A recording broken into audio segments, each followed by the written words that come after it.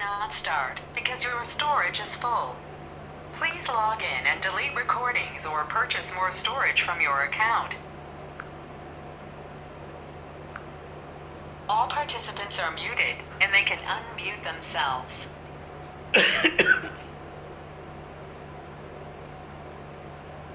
ओम नमोर्यंताणम नमो सिद्धाणम नमो आर्याणम नमो वज्जायाणम नमो लोहे सवसागुणम मंगलम भगवान वीरो मंगलम गौतमो गणी मंगलम कुंद कुंदार्यो जैन धर्मोस्तु मंगलम ओंकार बिंदु संयुक्तम नित्यम जायन्ति योगिनो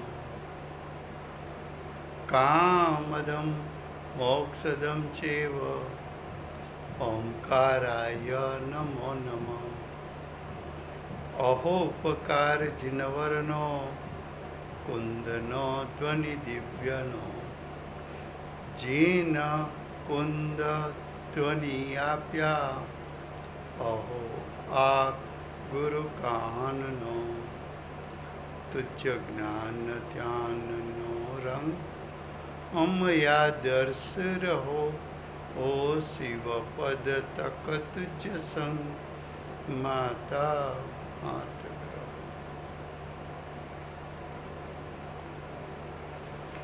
ये जैन सिद्धांत प्रवेशिका है।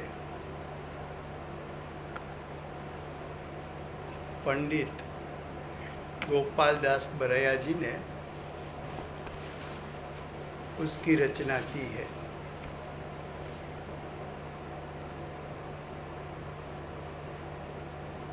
इसका प्रकाशन दिगंबर जैन साध्य मंदिर ट्रस्ट सोनगढ़ ने किया है। जैन सिद्धांत प्रवेशिका में दूसरा अधिकार चलता है।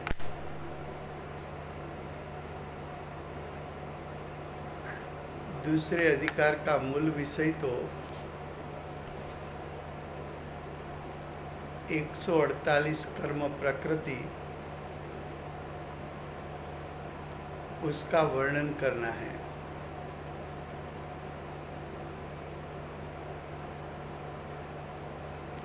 उसमें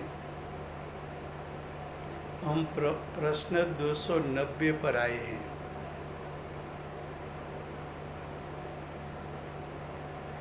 दो 290 प्रश्न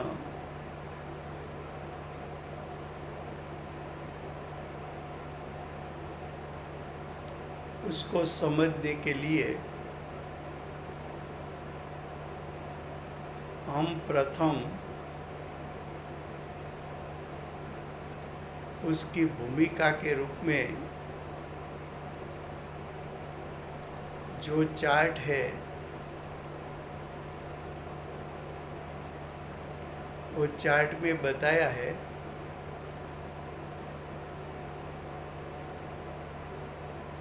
पहले चार्ट में बताया कि आश्रव का 2 भेद है। बेसिक यहाँ से शुरू होता है। आश्रव का 2 भेद भावाश्रव द्रव्याश्रव। भावाश्रव का सिंपल अर्थ आत्मा के योग गुण का विकारी परिणाम, यानी आत्मा के योग गुण का कंपन रूप परिणाम, उसको भावाश्रव कहते हैं। भावाश्रव जीव का परिणाम है। जीव की सत्ता में उत्पन्न होता है। और जीव के सर्व क्षेत्र से कंपन उत्पन्न होता है।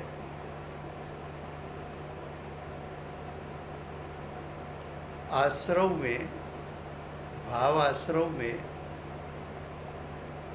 योग गुण के कंपन की मुख्यता है। फिर से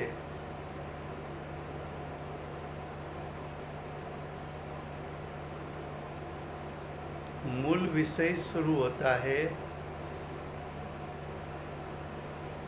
कि आश्रव के दो भेद है।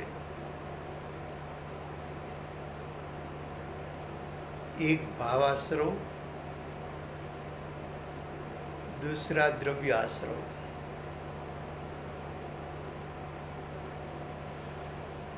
भाव आश्रव क्या है? भाव आश्रव जीव के योग नाम का गुण, उसकी विकारी पर्याय, विभाव रूप पर्याय। योग गुण की विकारी पर्याय का अर्थ है योग गुण का कंपन। योग गुण का दो परिणाम होता है, कंपन वो विकारी परिणाम है, निष्कंप वो शुद्ध परिणाम है। तो भाव आश्रव जीव का परिणाम, जीव के योग गुण का परिणाम, जीव की सत्ता में उत्पन्न होता है, जीव के पूरे क्षेत्र में से उत्पन्न होता है।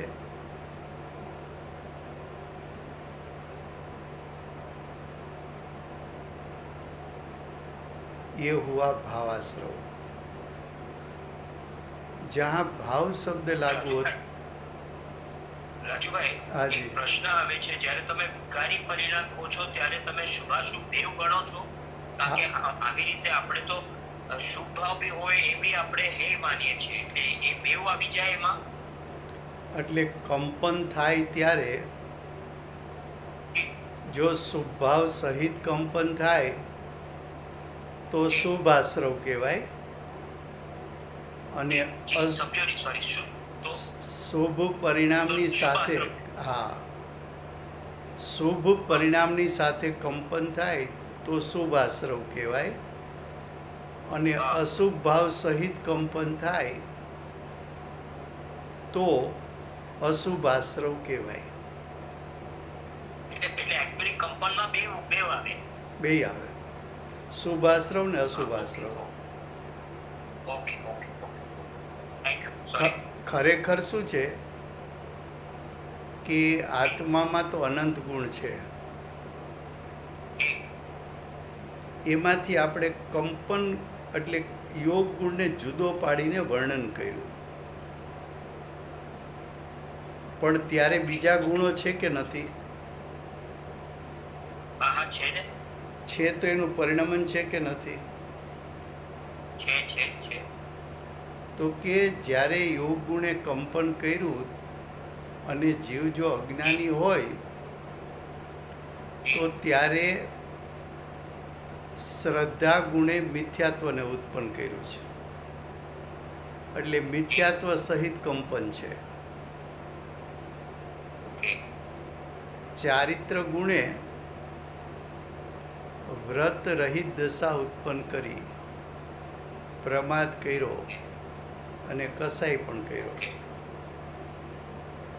તો હવે કંપન થયું, મિથ્યાત્વ છે અને સાથે કસાઈ પણ છે। હવે એમાં મિથ્યાત્વ સહિત શુભભાવ કરે તો એને શુભ આશ્રવ કહેવાય, અને મિથ્યાત્વ સહિત અશુભ ભાવ કરે તો અશુભ આશ્રવ કહેવાય।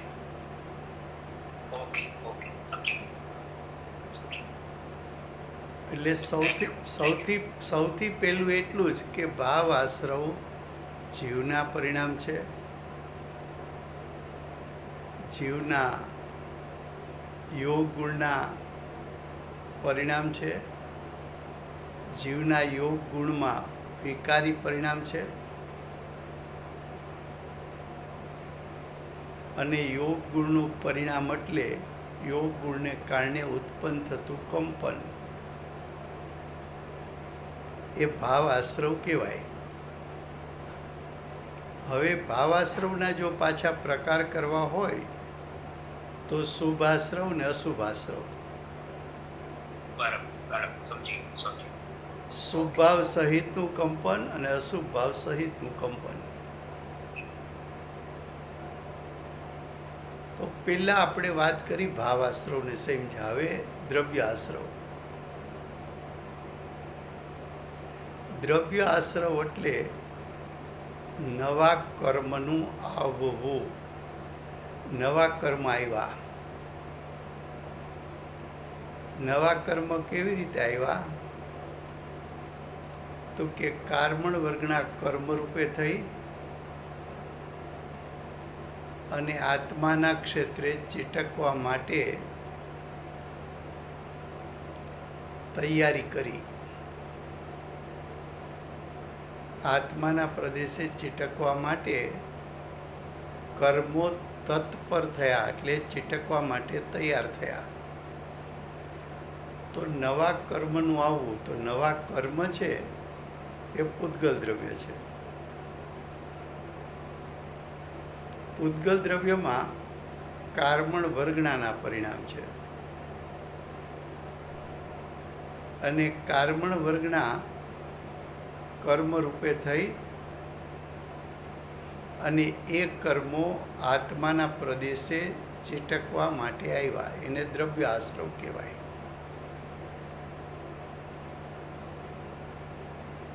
તો ભાવ આશ્રવ જીવના પરિણામ, દ્રવ્ય આશ્રવ પૂતગલના પરિણામ કહી શકો, કર્મણ વર્ગણાના પરિણામ કહી શકો. હવે ભાવ આશ્રવ અને દ્રવ્ય આશ્રવ વચ્ચે નિમિત્ત નૈમિત્તિક સંબંધ છે. તો કે નિમિત્ત નૈમિત્તિક સંબંધ કયા પ્રકારનો છે? તો કે જ્યારે જીવ ભાવાશ્રવ રૂપે પરિણમશે ત્યારે ભાવાશ્રવનું નિમિત્ત પામીને કર્મણ વર્ગના કર્મ રૂપે થશે અને આત્મા સાથે એ નવા કર્મો ચીટકવા માટે આવશે. આવો ભાવ આશ્રવ ને દ્રવ્ય આશ્રવ વચ્ચે સંબંધ છે. ફરીવાર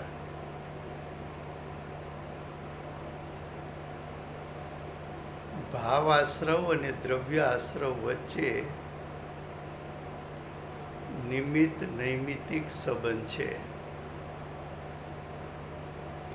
એ નિમિત્ત નૈમિત્તિક સંબંધનું વર્ણન કરવું હોય તો જીવ જ્યારે ભાવાશ્રવ રૂપે પરિણમશે એટલે કે જીવમાં યોગ ગુણને કારણે કંપન ઉત્પન્ન થશે. એ કંપન એટલે ભાવાશ્રવ કર્મણ વર્ગણાને નિમિત્ત થતા કર્મણ વર્ગણામાંથી નવા કર્મ બનશે. નવા કર્મ આત્મા સાથે ચીટકવા માટે આવે તો નવા કર્મ આવ્યા એને દ્રવ્ય આશ્રવ કહેવાય.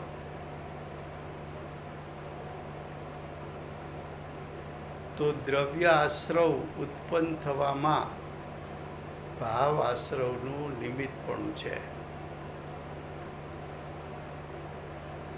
આટલી વાત સમજમાં આવી. હવે એ વાત આપણે ફરીવાર હિન્દીમાં લઈએ છીએ कि भाव आश्रव जीव का परिणाम है। भाव आश्रव उत्पन्न कैसे हुए? तो कि आत्मा में योग नाम का गुण है। योग गुण उसका विकारी परिणाम उत्पन्न होता है, उसको भाव आश्रव कहने में आता है। योग गुण के विकारी परिणाम का अर्थ है कि योग गुण दो प्रकार का परिणाम कर सकता है। उसका एक परिणाम है कि योग गुण के कारण आत्मा के प्रदेशों में कंपन उत्पन्न होना, तो कंपन विकारी परिणाम है।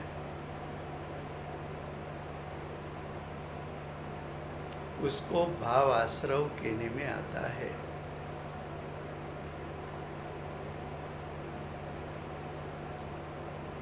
अगर योग गुण निष्कंप हो जाए तो उसको योग गुण का शुद्ध परिणाम कहने में आता है।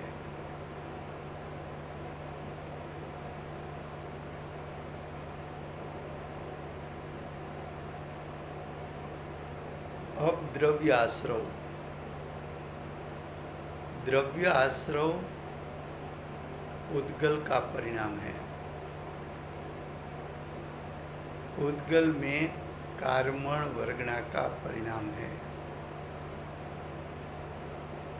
कार्मण वर्गणा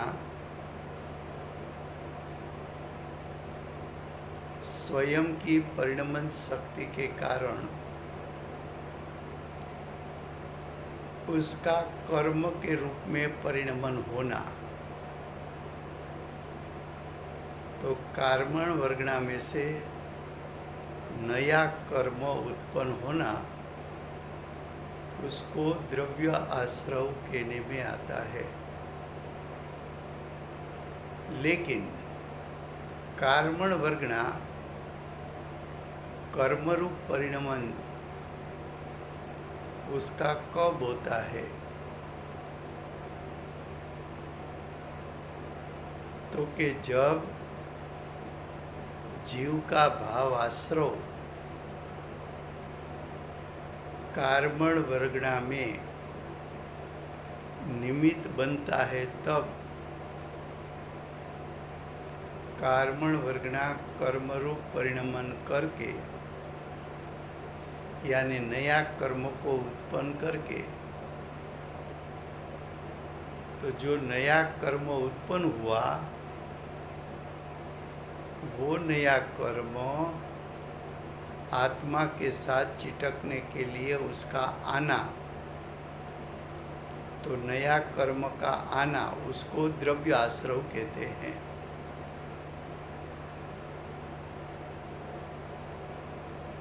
इतनी बात में कोई कंफ्यूजन है तो प्रश्न कर सकते हैं।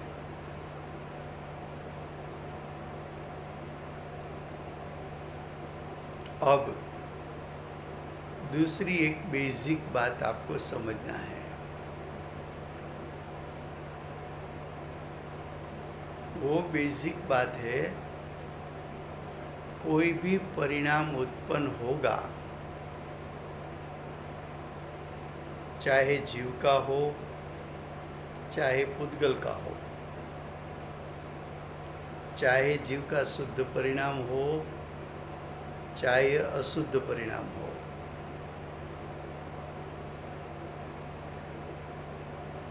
वैसी तरह पुद्गल के परिणाम चाहे शुद्ध हो कि अशुद्ध हो, तो जीव का परिणाम की उत्पत्ति में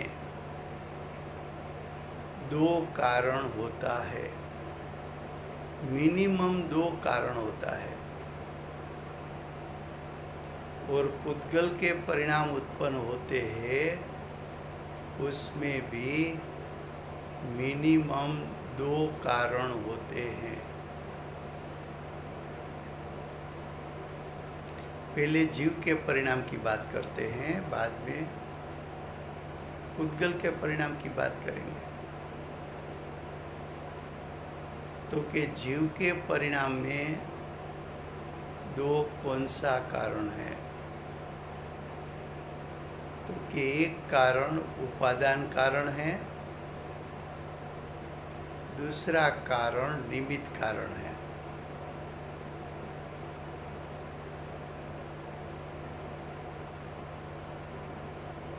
किसी जीव के परिणाम उत्पन्न होता है उसमें दो कारण होता है, एक उपादान कारण, दूसरा निमित्त कारण।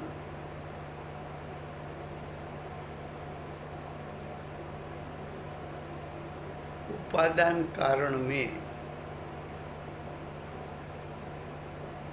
स्वद्रव्य होता है और निमित्त कारण परद्रव्य होता है। उपादान कारण स्वद्रव्य होता है, जीव के लिए जीव स्वद्रव्य, पुद्गल के लिए पुद्गल स्वद्रव्य। निमित्त कारण परद्रव्य होता है। यहाँ जीव पुद्गल दो की बात चलती है तो जीव के परिणाम में निमित्त कारण पुद्गल यानी कर्म होते हैं,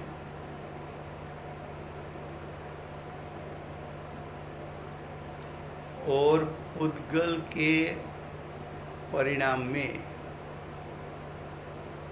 निमित्त कारण परद्रव्य यानी जीव का विभाव होता है।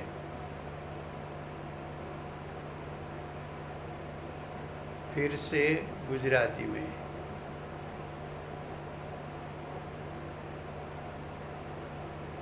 विषय दो के बीच में चलता है, एक जीव दूसरा पुद्गल। पुद्गल में विषय चलता है कार्बन वर्गना और कर्म।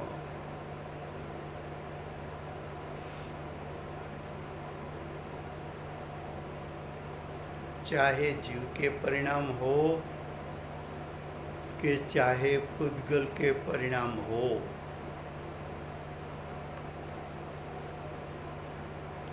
दोनों के परिणाम में दो दो कारण कम से कम होता है। जीव के परिणाम सॉरी हाँ फरीवार जीव ना परिणामમાં બે કારણ હોય છે,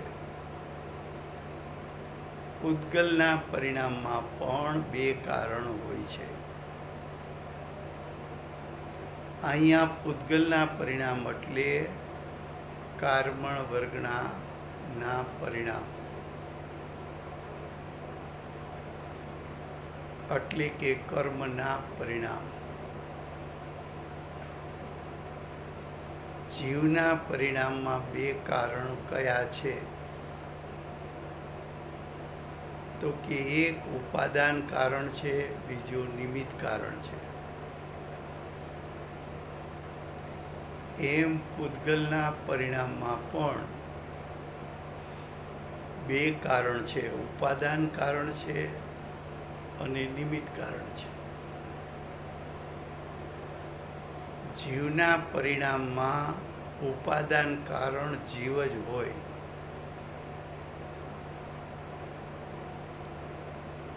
અને જીવના પરિણામમાં નિમિત્ત કારણ પરદ્રવ્ય એટલે કર્મ જ હોય।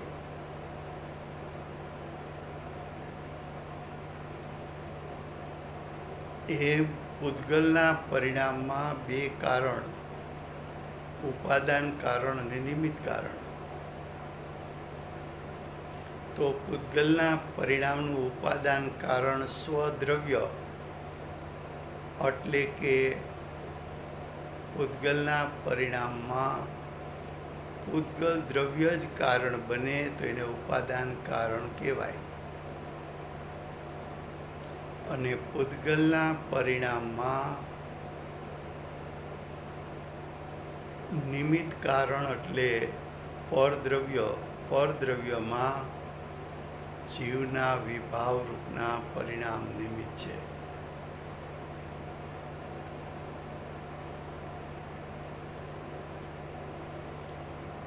શું કહ્યું? કોઈ પણ પરિણામ થાય તો કેટલા કારણ?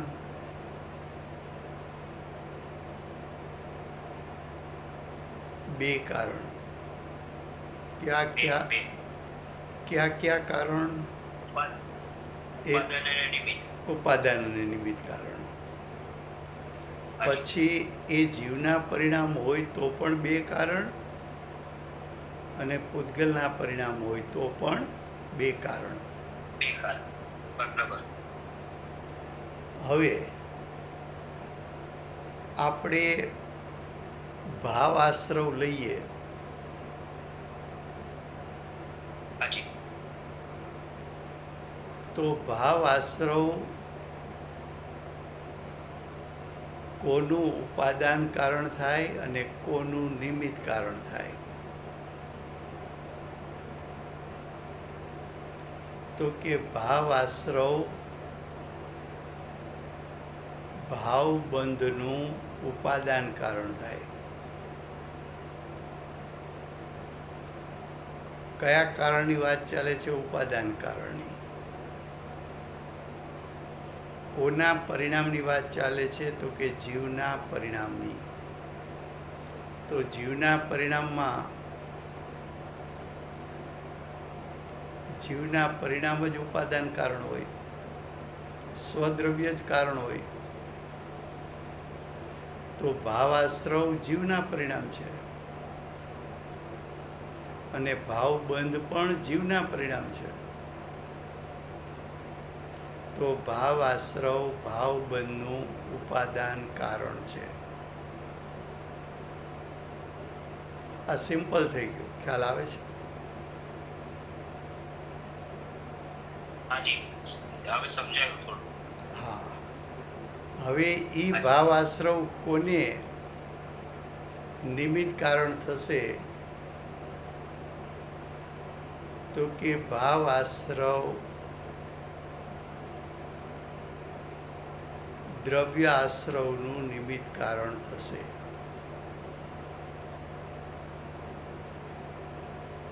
નિમિત્ત કારણ કીધું તો એ પરદ્રવ્યના પરિણામમાં નિમિત્ત થાય.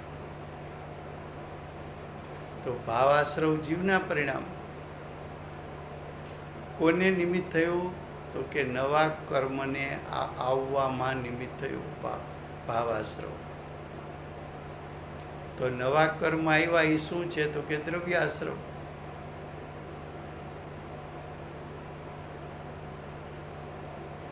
ભાવ આશ્રવ એટલે આત્માના પ્રદેશોનું કંપન.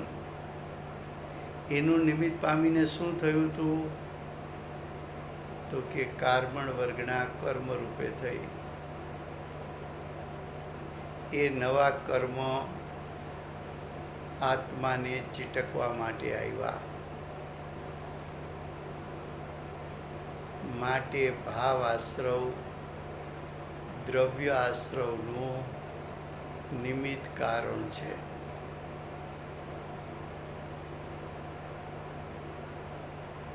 ખ્યાલ આવ્યો?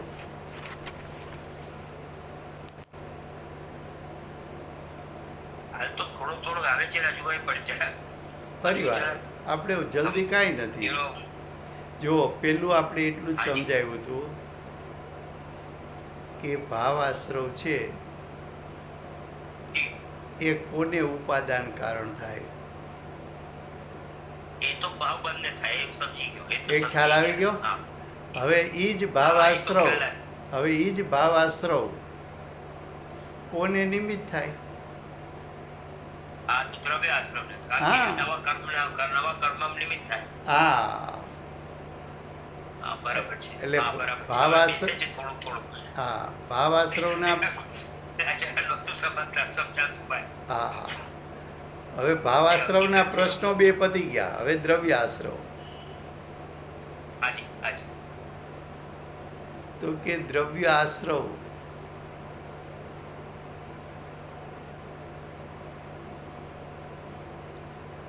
એ દ્રવ્ય આશ્રવ કોને ઉપાદાન કારણ થશે? તો કે દ્રવ્ય આશ્રવ ઉદ્ગલના પરિણામ છે, તો એ દ્રવ્ય બંધને ઉપાદાન કારણ થશે. કારણ કે ઉપાદાન કારણ તો એક જ દ્રવ્યમાં હોય. તો દ્રવ્ય આશ્રવ પૂતગલના પરિણામ, દ્રવ્ય બંધ પણ પૂતગલના પરિણામ. તો દ્રવ્ય આશ્રવ કોનું ઉપાદાન કારણ છે? તો કે દ્રવ્ય બંધનું.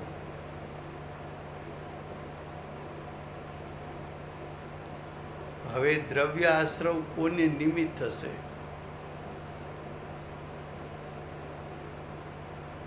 તો કે નવા ભાવ આશ્રવ ઉત્પન્ન થવામાં દ્રવ્ય આશ્રવ નિમિત્ત થશે.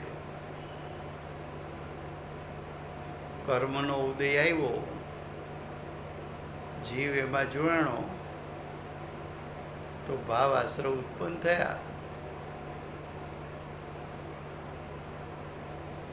તો દ્રવ્ય આશ્રવ ભાવ આશ્રવને નિમિત્ત થાય છે, નિમિત્ત કારણ બને છે.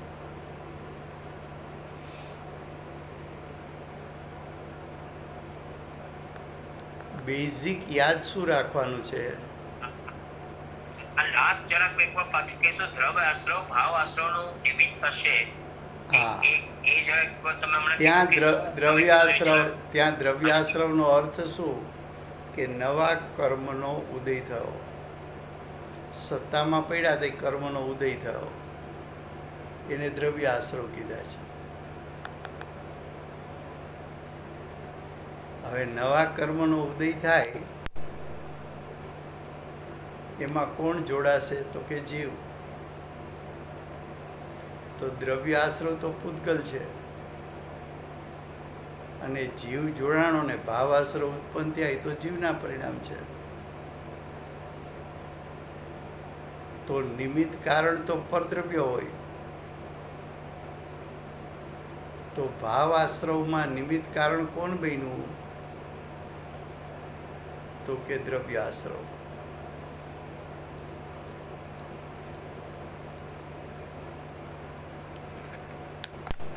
फरी बार हिंदी में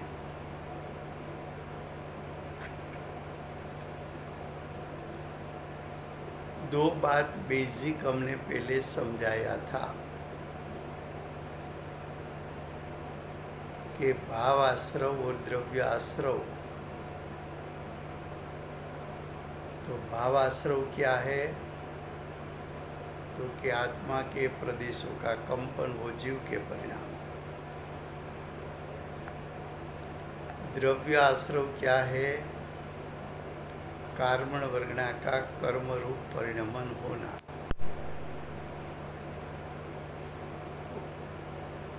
द्रव्य आश्रव का दूसरा नाम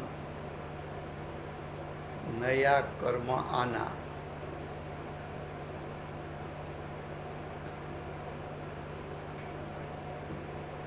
दूसरी बेसिक बात बताई थी कि चाहे परिणाम जीव का हो कि चाहे परिणाम पुद्गल का हो, सभी परिणाम में दो कारण कम से कम होता है. किसी भी परिणाम उत्पन्न होता है तो एक कारण उपादान कारण होता है, दूसरा कारण निमित्त कारण होता है.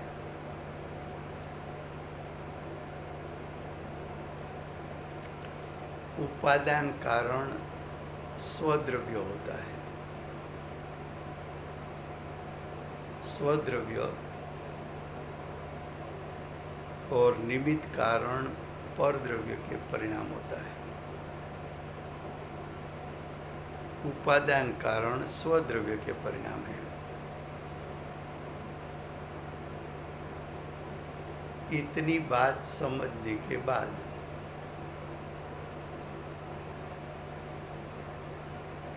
पहले हम जीव के परिणाम की चर्चा करते हैं कि जीव का परिणाम भाव आश्रव। तो भाव आश्रव किसका उपादान कारण होगा?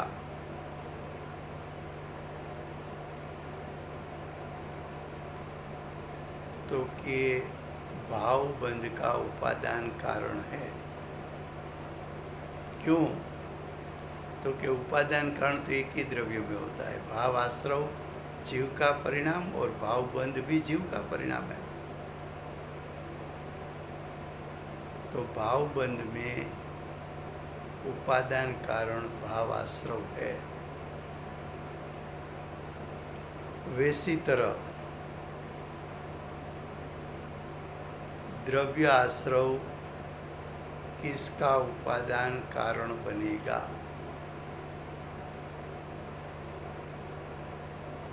तो कि द्रव्य आश्रव द्रव्य बंध का उपादान कारण बनेगा। क्यों? तो कि द्रव्य आश्रव पुद्गल का परिणाम, द्रव्य बंध भी पुद्गल का परिणाम। तो उपादान कारण तो एक ही द्रव्य के परिणाम होते हैं।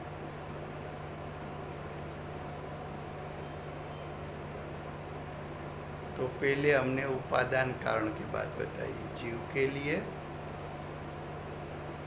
और पुद्गल के लिए। भाव आश्रव उपादान कारण हुआ भावबंध का, तो द्रव्य आश्रव किसका उपादान कारण बनना चाहिए?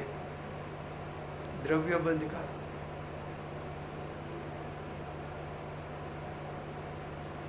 अब निमित्त कारण।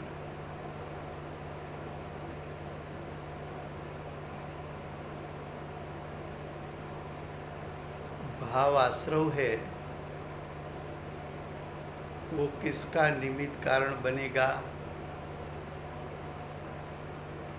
तो कि भाव आश्रव के निमित्त से नया कर्म आते हैं, इसलिए भाव आश्रव द्रव्य आश्रव का निमित्त कारण बनेगा।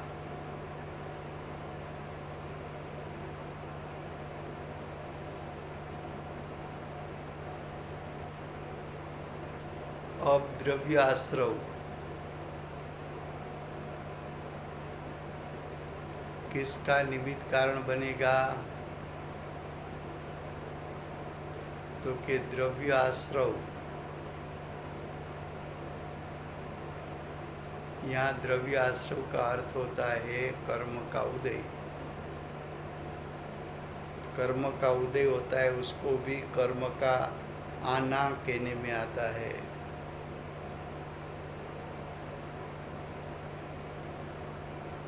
तो कर्म द्रव्य आश्रव भाव आश्रव का निमित्त कारण बनेगा।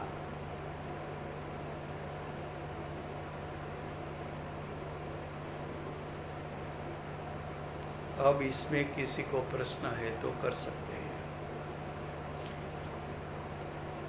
सर, मुझे द्रव्य आश्रव द्रव्य बंध का उपादान कारण है और भाव आश्रव भाव बंध का उपादान कारण है, ये समझ नहीं आ रहा। इसमें ऐसा है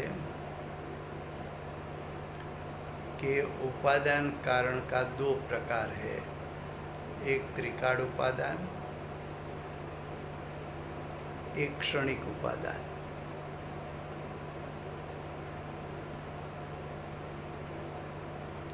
तो एक ही समय में दो प्रक्रिया होती है। जिस समय कंपन हुआ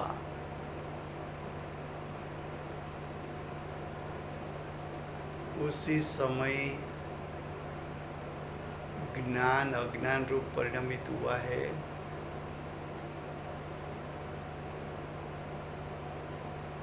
उसी समय श्रद्धा गुण ने मोह किया है और उसी समय चारित्र गुण ने राग द्वेष किया है।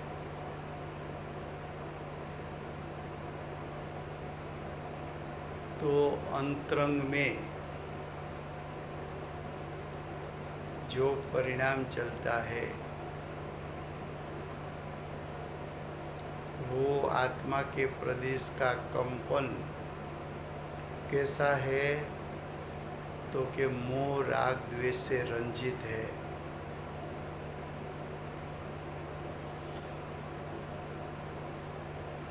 इसलिए भाव आश्रव को भाव बंध का कारण बताया।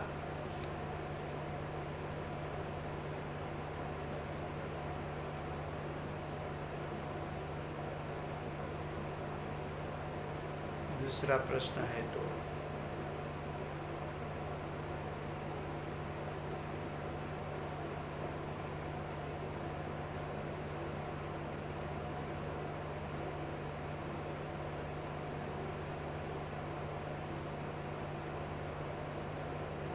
बंध का कारण तो कषाय है। ये तो निमित्त कारण बताया, अला ये उपादान कारण बताया ना। बंद हुआ जैसे आप उसका कारण कसाई है, वो बात सही है, लेकिन वो कसाई कंपन के बिना है कि कंपन के सहित है। कंपन के सहित है। और कंपन नहीं होता तो मोह राग द्वेष के साथ चिटकने के लिए कर्म आ सकते हैं, नहीं आ सकते। इसलिए कंपन को भाव बंध का उपादान कारण का और द्रव्य बंध का निमित्त कारण का। या तो और राजू भाई यश हाँ जी। तो दूसरा क्या है, पहले बेसिक में जाओ ना, तो पहले मिथ्यात्व जाता है, बाद में अविरति जाता है, बाद में प्रमाद जाता है, बाद में कसाई जाता है, बाद में कंपन जाता है। तो जो मिथ्या दृष्टि है तो उसका कंपन तो मिथ्यात्व अविरति प्रमाद कसाई से सहित है। सम्यक दृष्टि हुआ तो अविरति प्रमाद कसाई सहित कंपन है। देशवृत्ति हुआ तो आंशिक अविरति प्रमाद कसाई के साथ कंपन है। मुनि हुआ सप्तम गुणस्थान वाला, तो कसाई में भी स्वज्वलन कसाई के साथ योग है, कंपन है। तो ऐसा भूमिका अनुसार उसका स्टेप है, वो बाद में जब विषय आएगा तो बताएंगे हम। राजू भाई हाँ जी। आपने सिर्फ अस्त्रों को भाव अस्त्रों का कारण कहा है क्या? हाँ,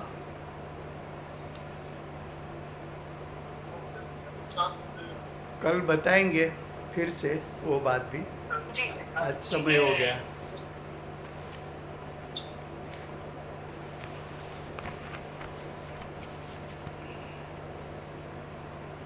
વર્તમાન 24ના આખરી તીર્થંકર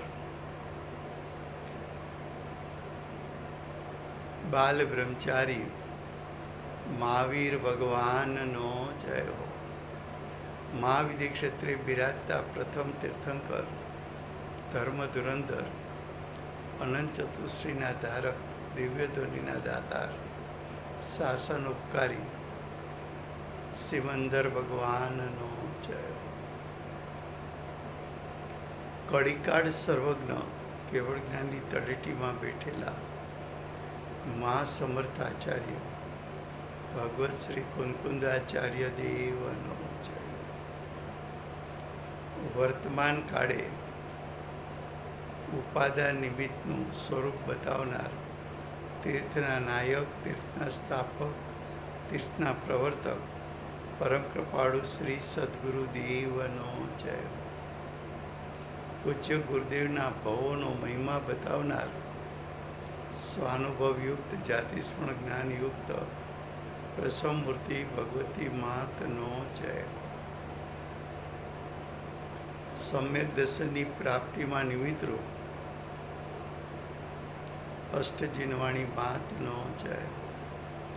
પૂજ્ય ગુરુદેવ અને માતાજીની સાધના ભૂમિ સુવર્ણપુરી ધામનો જય. સુવર્ણપુરી ધામમાં બિરાજમાન સર્વે દેવ શાસ્ત્ર ગુરુ ભગવંતનો જય. વર્તમાન ગુરુ અને ભવિષ્યના તીર્થંકર શ્રી સૂર્યકીર્તિ ભગવાનનો જય. શ્રી સૂર્યકીર્તિ ભગવાનના સમુદ્રના મુખ્ય ગણધર દેવેન્દ્ર કીર્તિનાથ ભગવાનનો જય. પરમ દિગંબર જૈન ધર્મનો જય.